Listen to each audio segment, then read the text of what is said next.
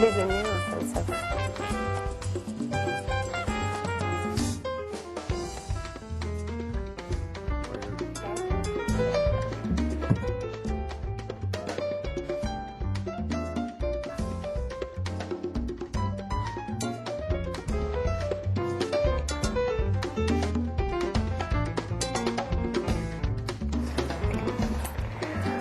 All right, good morning.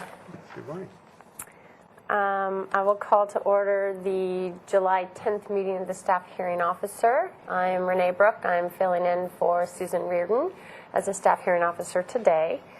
Following the agenda, we will have 3 items on the agenda. That's the expected number anyway.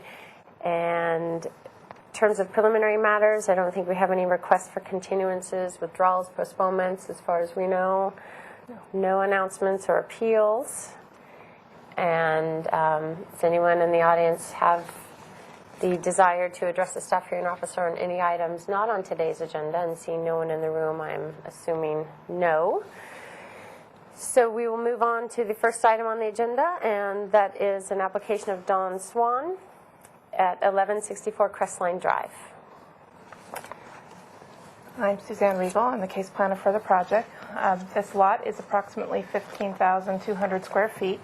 It's located in the Hillside Design District in the Northridge neighborhood. This is an aerial photograph of the site. It would be this property right here. So you can see the established pattern of development in the neighborhood. Each of these lots that are on this north side of the street drop off sharply behind the house, and there is a creek or watershed at the base or toe of the slope. So that's just for geographical reference. The project that is proposed today is a second-story addition to an existing 1- and 2-story house. The existing residence does have a small 2-story portion over the garage, and they are proposing to expand that second floor. Here's the site plan. You can see the 6-foot side setbacks highlighted in green here, and the 30-foot front setback at the front. There is a very small portion of the second-story addition that will encroach into the required front setback, as well as on the ground floor. There will be changes to the fenestration. So we'll go to the floor plans.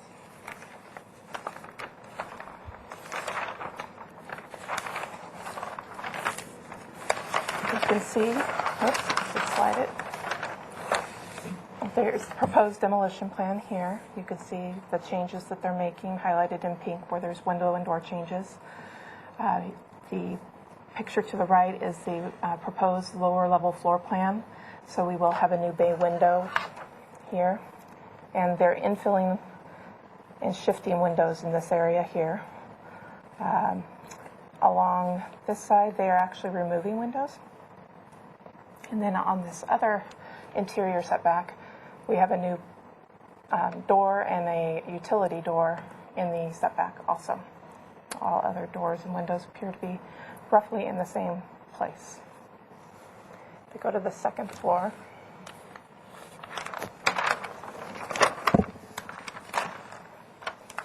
you can see that they have an existing area here that had 2 bedrooms and a bath. They're creating a new stairwell up, a study, master bathroom, bedroom, bathroom, and walk-in closet along the front. A very small portion of that addition is within the required front setback due to its orientation to the front property line. It is a small area that's within a shower. It's not anticipated to adversely impact the street frontage or the neighbors. A lot of the changes to the fenestration have been done to actually provide additional privacy between neighbors. And also, one thing I forgot to mention, if we go to the elevations, the other change that is occurring within those interior setbacks is on the east and west elevation currently, the roof wraps to a point and then there's a blank space. So there is no breakup between the first and second floor. And they want to continue that eave line along the east and west elevation to kind of break up that visual mass. So that's another change that is within the required setback. Again, staff felt that the interior and front setback mods for these details were supportable. Were not going to adversely impact the neighbors or the street frontage, and actually helped kind of bring the building a new architectural flavor. I was going to have you pull out the picture so you could see existing versus proposed. This is streetscape.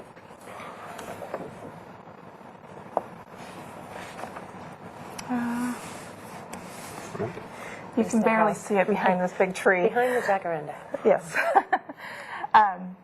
There are some pictures of the rear yard, and we'll go back to the site plan. And I'm actually going to have Mr. Swan speak to the changes about the access to the pool. As was noticed on the agenda, there was a portion of an exterior staircase here that was going to access pool equipment in this location, and they had a pool cover in this area that would encroach into the required setback. I have this little, is that sufficient? And I believe he's made some changes that I'm going to let him describe. Okay.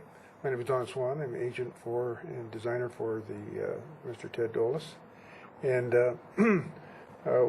as we progressed with the design of the pool, we realized that there would be some easier ways to take care of our access to the pool equipment in order to satisfy some of the structural requirement that we required.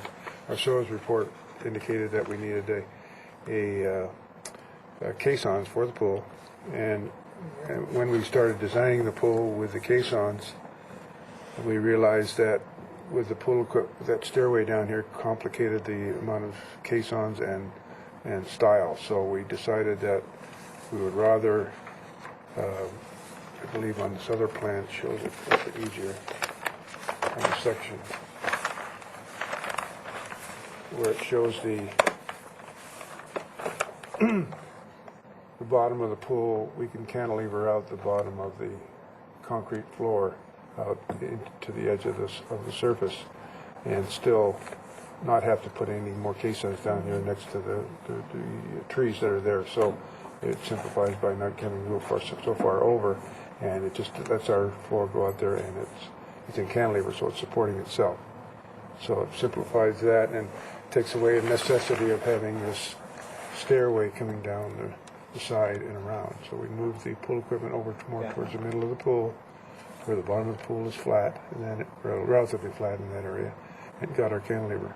And then we're just going to use some boulders to access the property, whether we come straight from this existing wooden railing or stairway that goes down, and we'll just come off that to access the pool equipment. And that way it simplifies, takes away any of the setback issues on as far as that stairway. The pool cover will still remain in the same location, and the part that will be exposed above grade will be just from the top of the slope to where it hits the slope on the side. The other part will be at grade level on the side. So we felt it simplifies it, and since we're hidden behind this wall of the neighboring property, that we're taking any noise level away from the neighbors and any activity away from them as well. So that's how it works out. If you go back to the photos there. This is the wall that he's referring to. So this is the area of where the new pool is roughly going to be going. And that's what he's discussing, how there's an existing wall that kind of helps attenuate sounds and breaks up the visibility of that pool and the pool equipment from the neighbor. And also any sound that goes the other way, as we saw the other day, that how the trees kind of envelope that area right in front of that, so that'd be kind of blocking everything as far as sound and from the neighbors below, which are several hundred feet away. Okay. Did you have any more, Suzanne? No, that concludes staff's presentation. And any more from the applicant? Did you want to I speak think to any that you've of the covered it very other well in your items? presentation. Suzanne? Okay. I don't have any speaker slips for this item. Is there anyone that wanted to speak to the item at 1164 Crestline Drive? don't believe so, so I'll open and close the public comment period. We did receive a letter from Paula Westbury on this item expressing concerns about the pool and in general just to leave the site as it is, and I believe you have a copy of that. I did read the staff report, and I went to the site earlier this week and was able to walk around and get a feel for the backyard and the neighborhood. And I think this would be a good improvement to the home. You've been sensitive to where you're locating the addition, and the changes in the front setback, I think, are minimal, including that second-story addition. Very small encroachment into the front setback that Suzanne pointed out earlier here.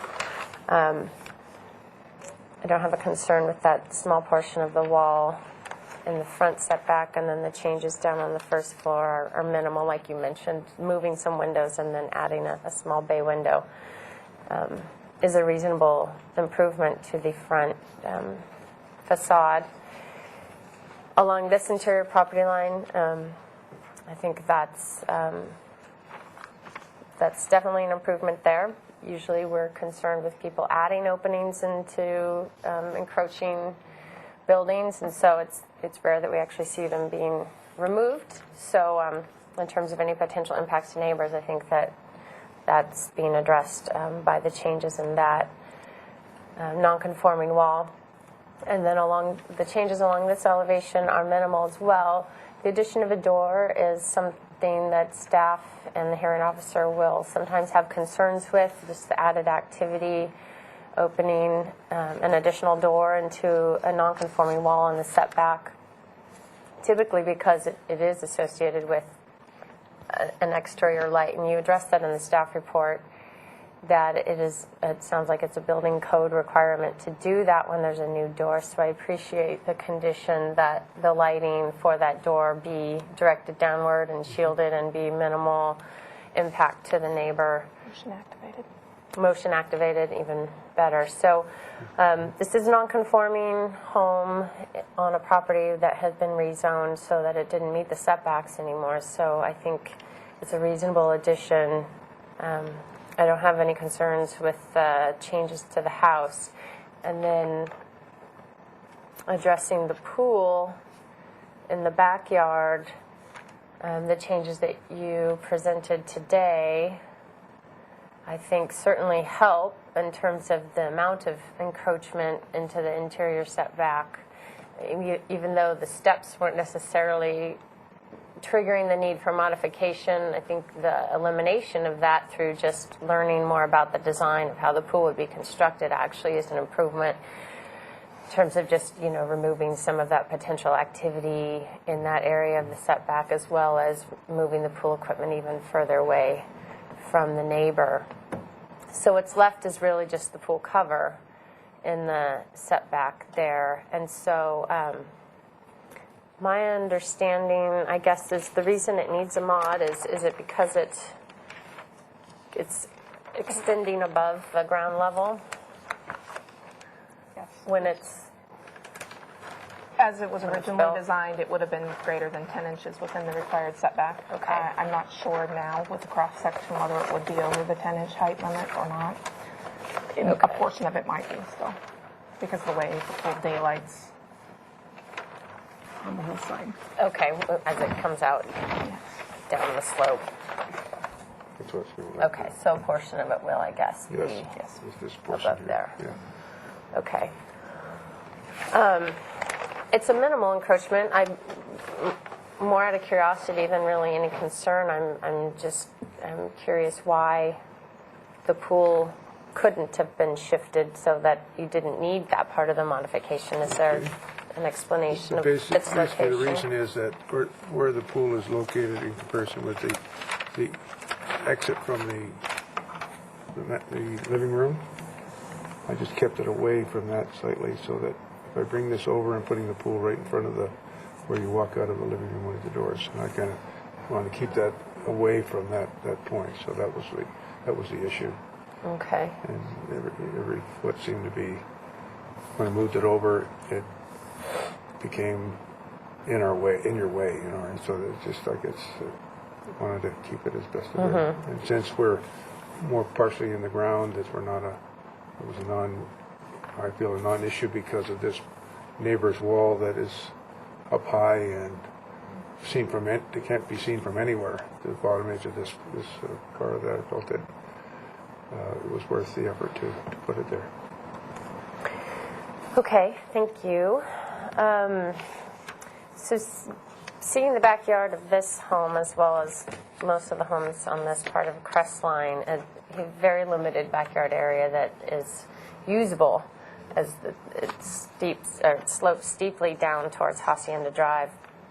So I think it's an appropriate improvement to want to create some more usable space in this backyard and extend some portion of this that's already patio, but then getting some more usable space back there. The pool itself meets the setback requirements of, I think they only have to be 5 feet from setbacks, the water line. So that portion of the amenity is not a concern to me. And with the pool cover being a minimal encroachment, and actually the added improvement, as I mentioned before, of shifting this further away from the neighbor overall is an improvement.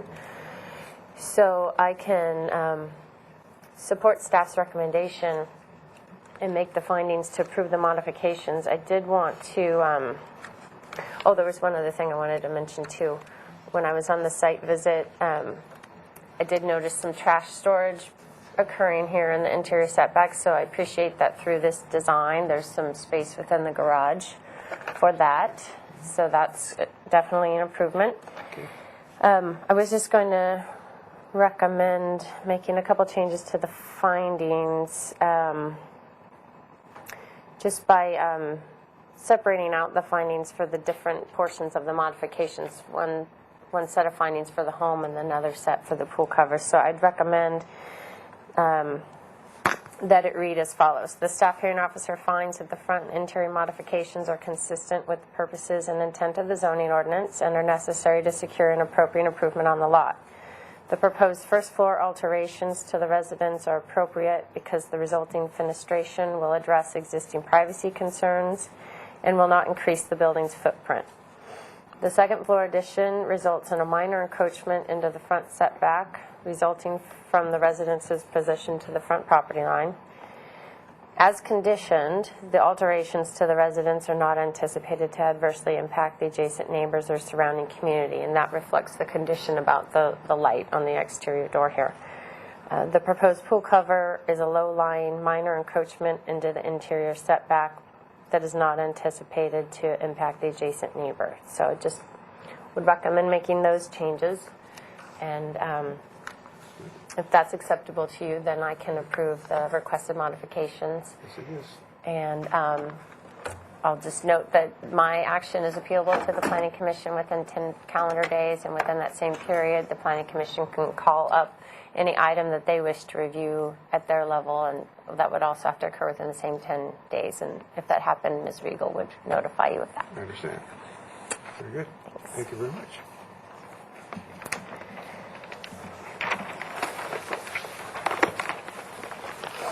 Okay, the second item on our agenda is 2208 Chapala Street.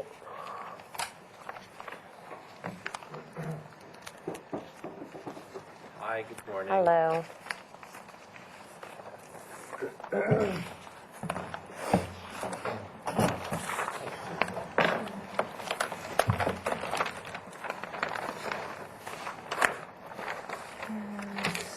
How are you today? Good, thank you. This is Susan Levine, the owner. Yes, We met. We met earlier this week. Yeah, but I don't think I've met Susan. Hi. Hi. We have a photo of the house. I don't think I have an area for this one.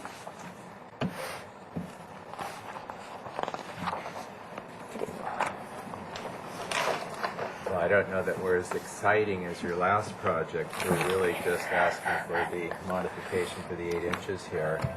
And the Oops. I'm going to let staff start with the presentation, if you don't mind, and then Yeah. you'll certainly That's have time to probably better. speak to it.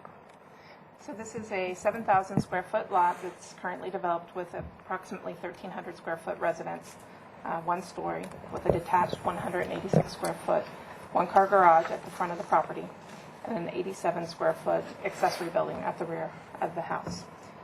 The proposed applications required for this project are a setback modification to allow an addition to encroach into the required 6-foot interior setback.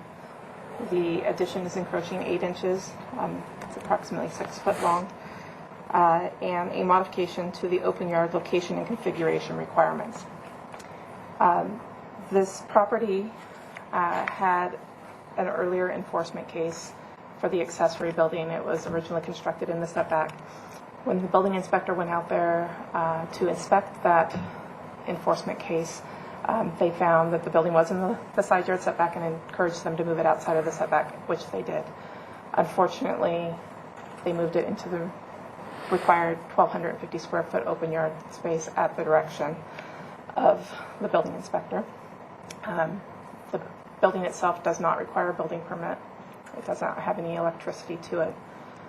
When Mr. Dentzel came in and met with me, we talked about the addition, and then I started looking at the open yard and realized that the whole backyard, including the area of the addition, is roughly 1,252 or 53 square feet, not including the accessory building in that addition.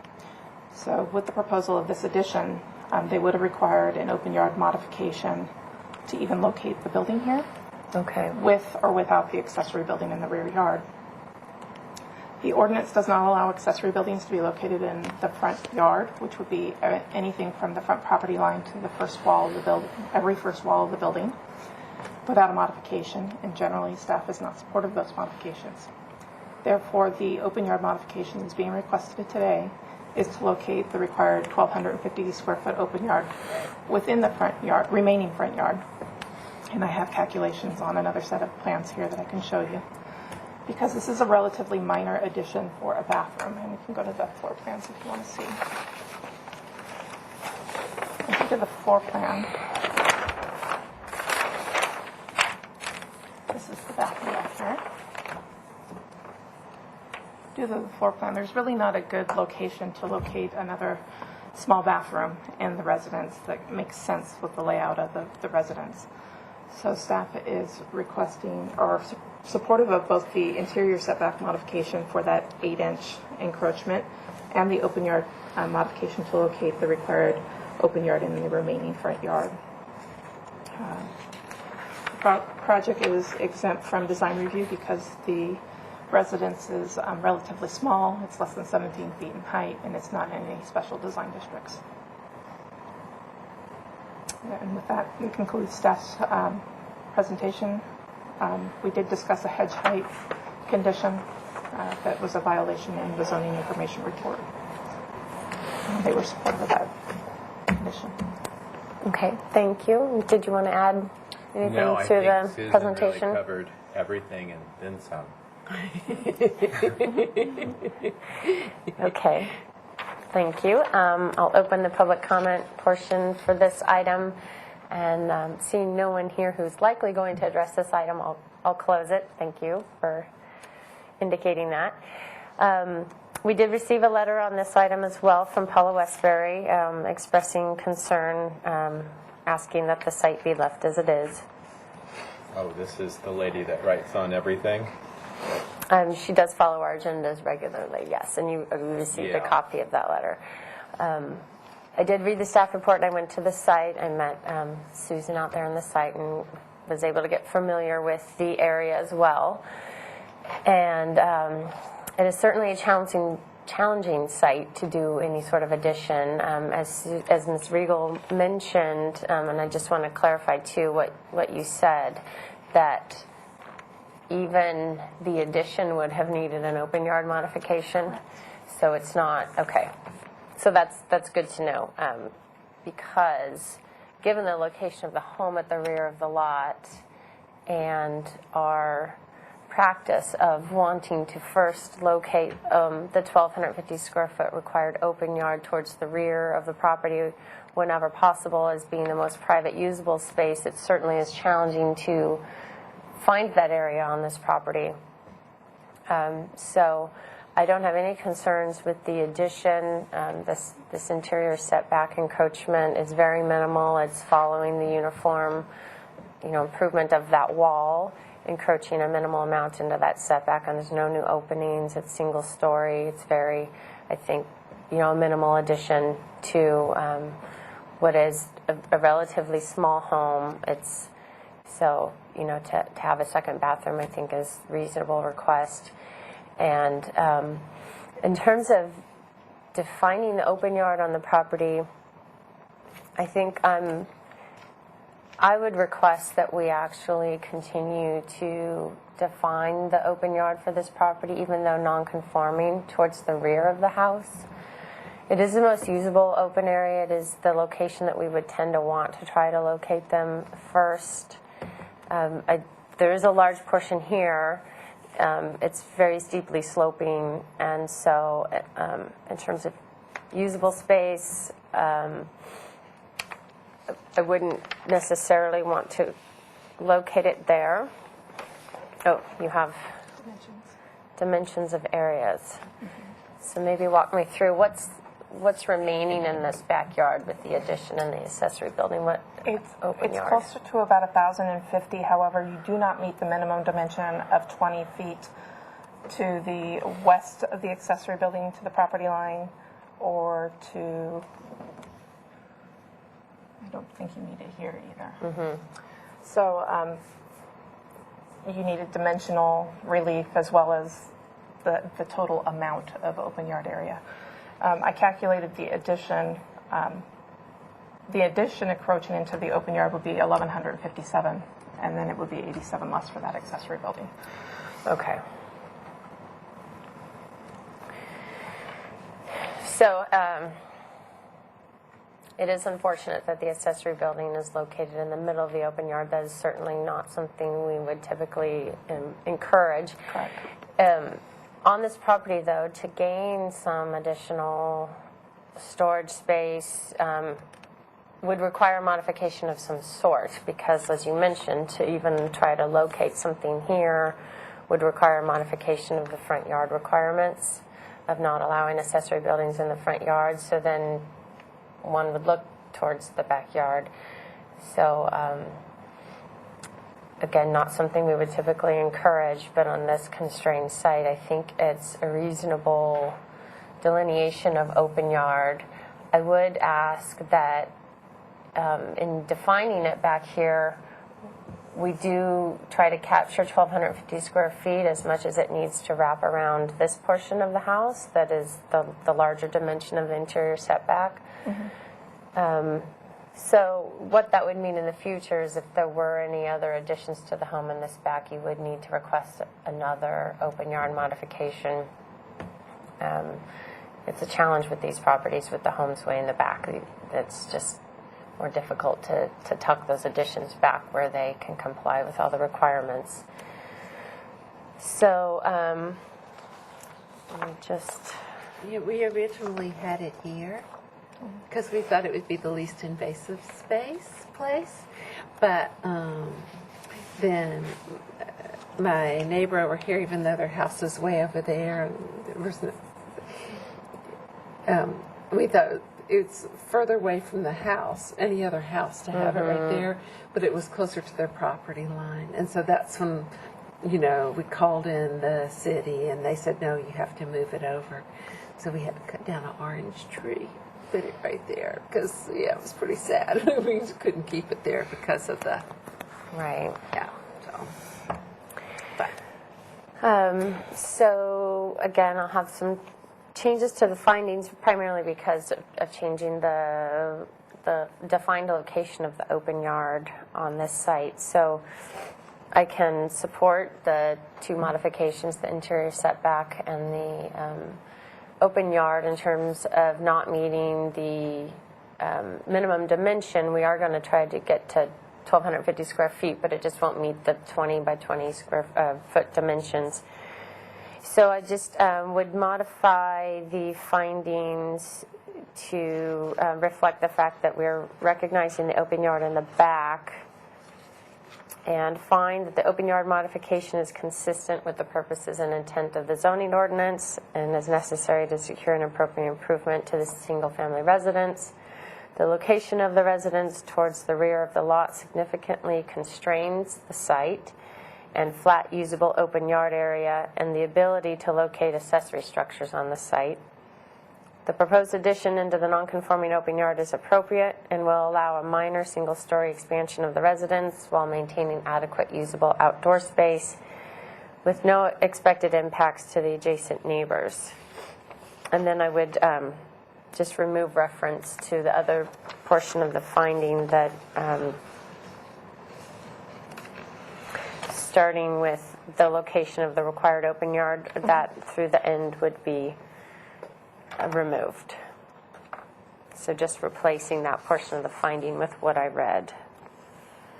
And then again, subject to the condition of approval that the property be made to comply with the hedge, fence, and wall provisions of the ordinance. And if that's acceptable to you, then I could make the findings to approve the two modifications. I find it acceptable. I don't understand, but I'm approving what you're proposing here with the condition, the recommended condition that the hedges be trimmed to comply with the zoning ordinance. That one of those was an We talked about that. the hedge between the two houses. and up In in the here front too. area. Oh. In the front yard area. Oh, okay. So how far do we need to bring that down? Well, I'm not sure if it's located within 10 feet of the front property line, but in any event, it can't be, within the front setback can't be more than 8 feet. Okay. So I think there's some tall bamboo here Right. that would either need to be relocated out of the setback or trimmed to either 3.5 or 8 feet, depending on how, Far from the front. where it is in there. Oh, I could. You mean trim it 8 feet? It's hard to take out bamboo, so it keeps grow. But okay. So where do we? So if it's within 10 feet of the front property line, it can't be any taller than 3.5 feet. Oh, If it's beyond that first 10 feet, between 10 and the 20-foot line, it can be up to 8 feet. I can look at that. And then see, beyond we'll that. We'll look Right. to see where it is relative to that front property line. Okay. Yeah. Okay. Okay. Well, then I approve your project as proposed with the change to the findings. And yes, my action is appealable to the Planning Commission within 10 days. And in that same 10-day period, the Planning Commission may also choose to call up any item on the agenda that I've acted on. And if they want to hear that item at their level, they can do that. And Ms. Riegel would let you know if that occurred. Thank you. Great. Thanks so much.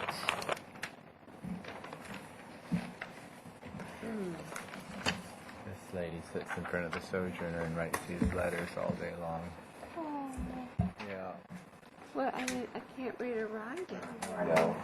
Okay. And Thanks so much.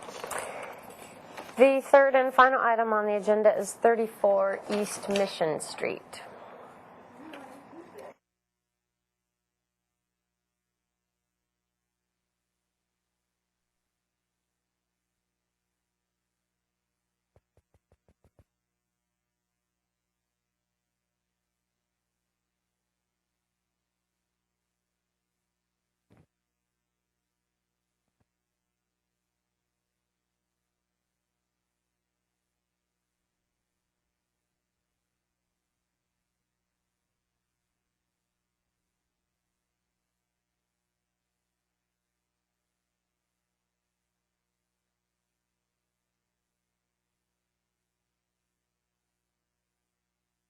Differently. All right, this property is about 18,750 square feet. It's currently developed with a 3,660 square foot two-story residence with a 667 square foot detached three-car garage. The proposal involves demolition of the existing garage, which is in this location here, kind of shown by the dashed line. It kind of comes into where this gray shaded structure is, and they are proposing to construct a new 2-story detached accessory building that includes a 686 square foot 3-car garage and a 404 square foot accessory space above. The discretionary application before the show today is a garage size modification to allow the garage floor area to exceed a total of 500 square foot on a lot that is less than 20,000 square feet. The existing garage is roughly the same size. The new garage is slightly larger. The existing garage is 667. The proposed is 686 square feet. Sorry. That's roughly 19 square feet larger. They're proposing to move the garage site so that it is now going to be located outside of any required setbacks.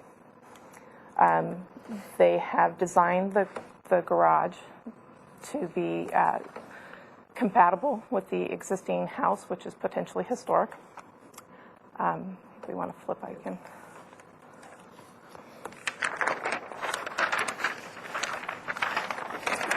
Back several pages. So.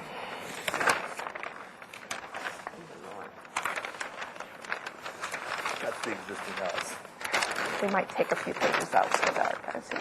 And I think we got to go back one to get the elevation. Oh, no, here we are. So the existing residence is a wood-sided building. I don't know if I can see it in these. We don't have any really good Pictures of it. it, no. In restoration. Right. So we went through a Historic Landmarks Commission. The applicant went through Historic Landmarks Commission review. They did go to the board commission a couple of times, both on April 24th, May 8th, and May 22nd. At the last review, they reviewed this iteration and the previous iteration, and they determined that they like this style of architecture much better. It was more in keeping. It made it more of a subservient building or a true accessory building, not a dominant structure on the lot. The board was supportive with the mass bulk and scale. They looked for some detailing to be further refined. Staff and the applicant discussed the existing hedges that are along the frontage. This property is 34 East Mission at the corner of Mission and Anacapa Street. The existing hedge height is slightly above 6 feet. There is a 1988 ZIR that states that the hedge height was nonconforming at 6 feet. I also pulled up one of our historic surveys, which also shows some photos back in 1980. This shows the existing hedge height at a non-conforming height. Because it's a photo, it's very hard to see what height that they were at. The house has been historically screened by overheight hedges on both front edges, and it describes that in this historic survey. And so staff discussed with the applicant along the proposed driveway entry, reducing the hedge to comply with the supervising transportation engineers requirements to allow some better visibility along that driveway. The applicant and the property owner are agreeable to that. They would like to retain the nonconforming height of 6 feet in anticipation of future changes to our hedge height ordinance, which is currently under review by the City Council. Staff is recommending approval of the garage size modification, subject to the findings and conditions that are on page 3 of the staff report. And I don't know if Mr. Garrett, I'm having a hard one. Jarrett Gorin has any additional information to include. Would you like to make a presentation? Sure. Good morning, Ms. Brooke, Mr. Regal. Jarrett Gorin from Vanguard Planning, and I represent Catherine Compare, the owner of the property. Oh.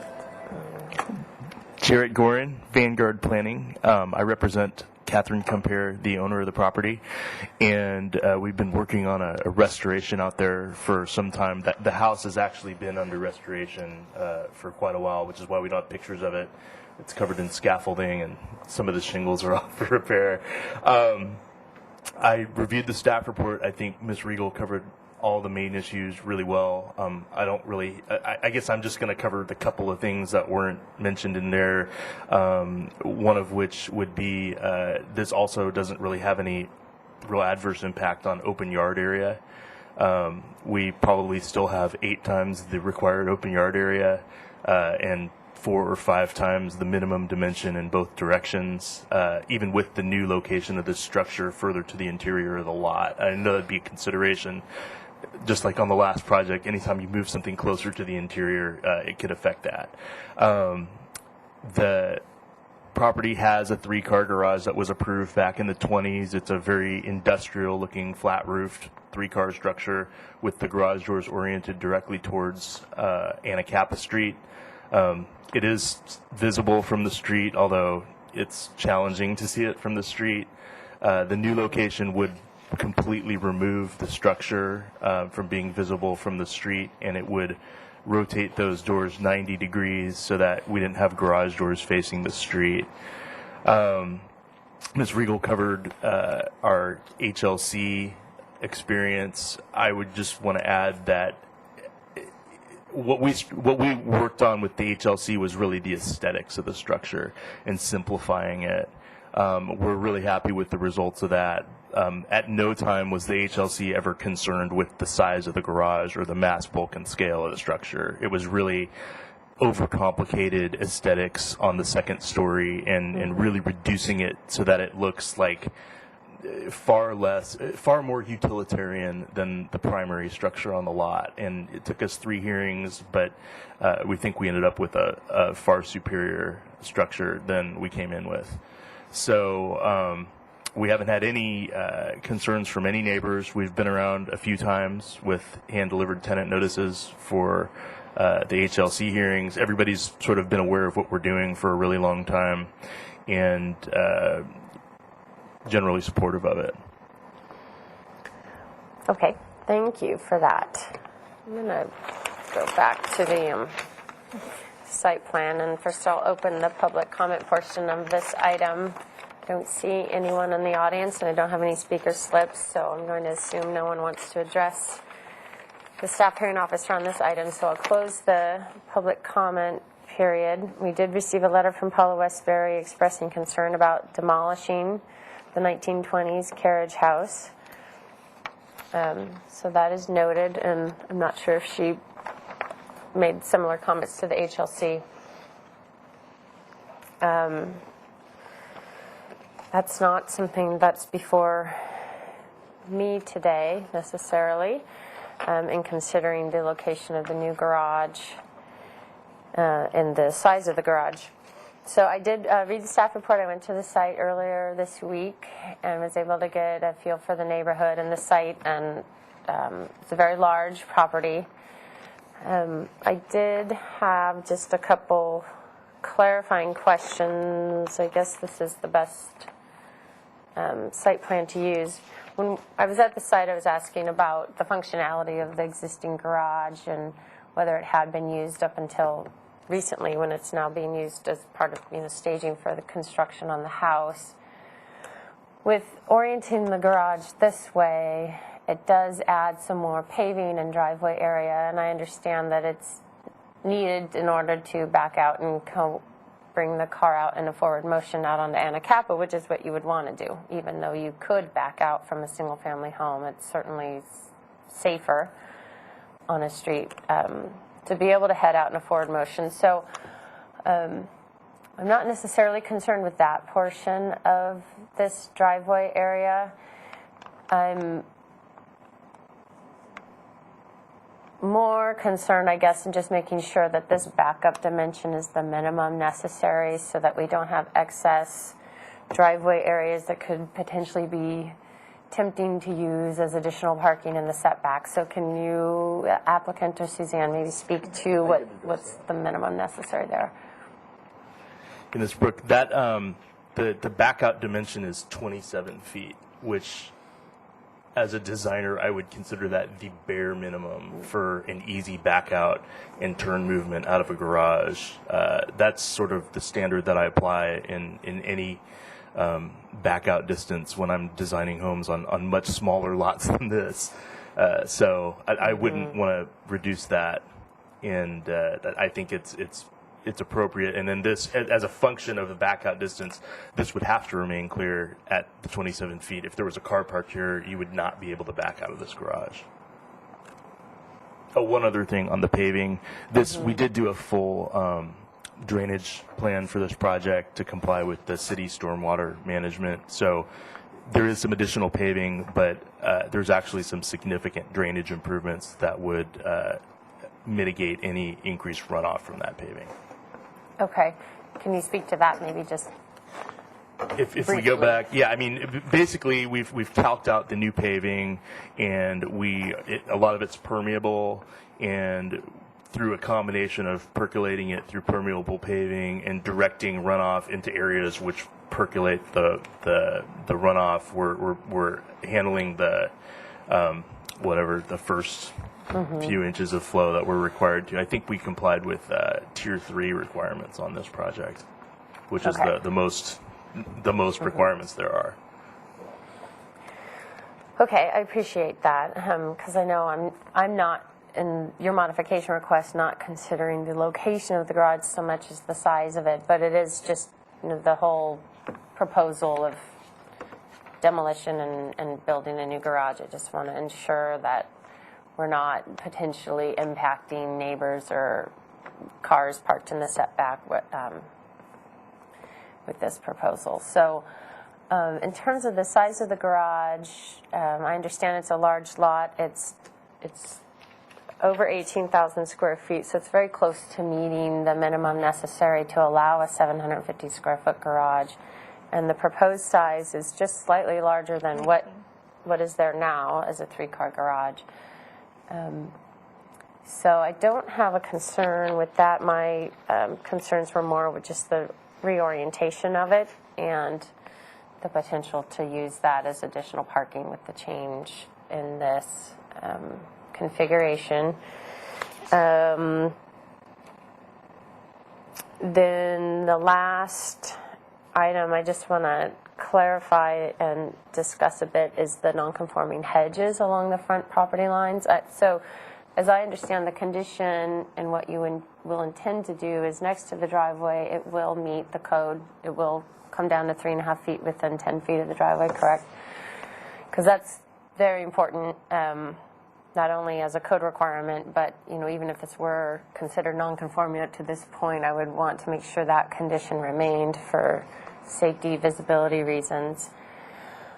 The remaining portion of the hedges along the front lot line, I understand the ZIR in 1988, was it determined them to be non-conforming? And certainly you could see them in this 1980 historic survey.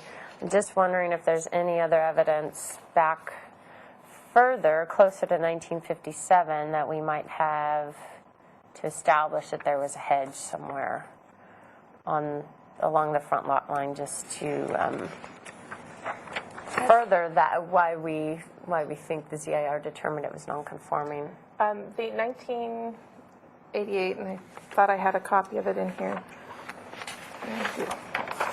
April 15th of 1988, it determined that hedge was non-conforming at a 6-foot height in the front yard. And then the zoning violation at that time was parts of the hedge are exceeding the non-conforming 6-foot height and need to be trimmed.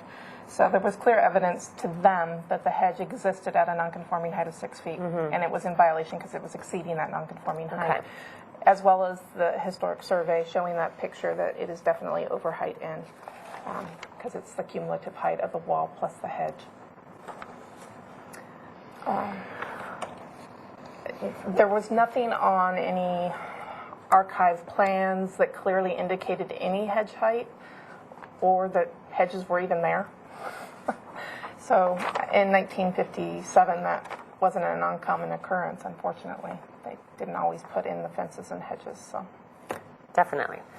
And it's not uncommon to have had hedges in this part of town dating back well into the 50s. So the statement on that ZIR makes me feel a little more comfortable about defining these as legal nonconforming, because they actually had a specific height and noted that some portion of it exceeded the 6-foot height.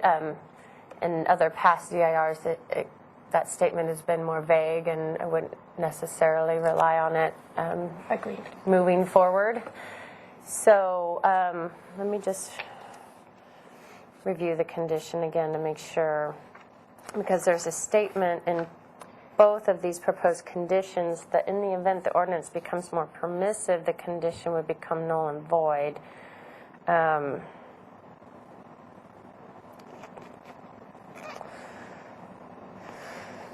I guess that's okay. I'm wondering if That was that's the more applicant's request. more confusing. Okay, I'm just wondering if it's more confusing if we should just say that they should be trimmed or maintained at this nonconforming height. In the event the ordinance becomes more permissive, the site should just comply with whatever 2087-170 says at that time. Sure. Ms. Brooke, the whole revision to the ordinance came up during the course of this application. We had originally applied for a modification to hedge heights, and then this went to ordinance committee, and I attended the ordinance committee, and it was pretty obvious that something's going to change. We don't know what yet, but something is. So we decided to withdraw that modification request. In speaking with Ms. Regal, we wanted to word the conditions so that we wouldn't have to come back to staff hearing officer and modify conditions if the ordinance changes and, let's say, theoretically allows, who knows, a 10-foot height, an 8-foot height, and this thing says 6 feet max, and then we have to come back and modify it. And I think that Ms. Regal actually, she accomplished, I think her wording actually accomplishes what we're looking for, which is it's identifying the 6-foot height unless the ordinance, I like the language becomes more permissive, because that it doesn't identify some other height. It's just, in other words, if it's more than 6 feet, then we have to comply with whatever the ordinance is. And Ms. Regal explained that it's okay to cite the code section there, because let's say that we change it into 2 different code sections or something. Right. That'll still apply that this was the original one that was changed. And I'm actually really happy with that. That condition language. I think it's clear, but if you think it could be more clear, then we could talk about that. Let me just clarify for my own knowledge, because the second condition with respect to the front property line hedges, it mentions the combined height of hedges and walls. So do we have some low walls on certain portions? Maybe I missed that on the site You might be able to see visit. it in that historic photo vest. Maybe not. There's a low sandstone wall. Okay. But it's not contributing a great deal to the overall height. No, It's just the more like combined. 12 inches to But maybe we 8 understand that inches. the height requirement applies to whatever Right. combination of hedges and walls, and not just hedges or walls. Yeah, the photos are too dark. In Okay, some places, that's it's fine. more like a curb. In other places, it's a little taller than a curb. And then again, this portion of this new entryway that is not nonconforming would meet today's standards. I just noticed that note there, that the fence would meet it. Okay. Okay, I think that addresses all the questions I had. So, again, as I mentioned before, in talking about the garage size modification, I can agree with staff's recommendation and support the modification for the additional size. Because it is a large lot, it is close to meeting that 20,000 square foot minimum necessary to allow an oversized garage.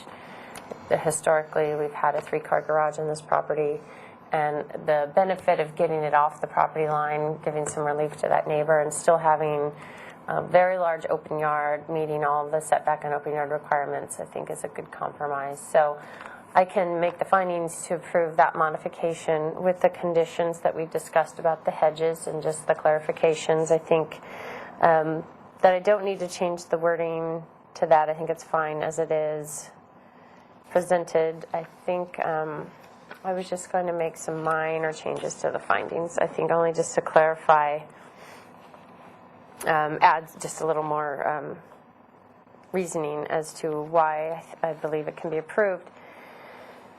By stating that the staff hearing officer finds that the garage size modification is consistent with the purposes and intent of the zoning ordinance and is necessary to secure an appropriate improvement on the lot used as a single-family residence, period.